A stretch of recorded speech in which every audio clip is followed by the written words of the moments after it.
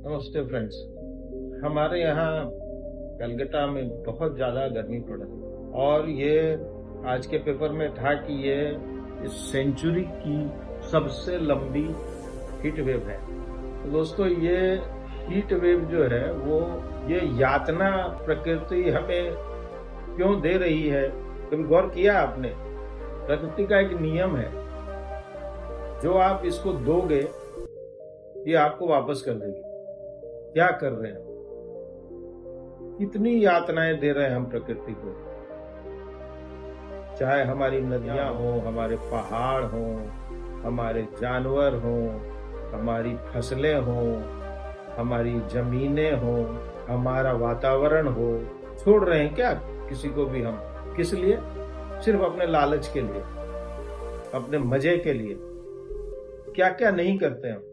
जिस चीज को प्रकृति ने करोड़ों साल में बनाया है, हम उसको जेनेटिकली मॉडिफाई करने में लगे हुए हैं। उसको हम 5 सालों में उसकी दिशा मोड़ना चाहते हैं। नदियों में पॉल्यूशन जा रहा है, इंडस्ट्रियल वेस्ट जा रहा है। सबको अपनी ग्रोथ करने की और जल्दी ज्यादा पैसे कमाने की, पावर बढ़ाने की लगी हुई है चिंता किसी को प्रकृति की? पर कंसेक्वेंसेस क्या होंगे किसी को नहीं मालूम। हम अपने प्लेजर के लिए, अपने मजे के लिए, आनंद के लिए, स्वाद के लिए क्या नहीं कर सकते। एक छोटा सा एग्जाम्पल मेरे ध्यान में आता है। यूरोप में कहीं, शायद फ्रांस में, फोई ग्रा बोल के एक डिश होती है। इसका मतलब है फैटी लिवर।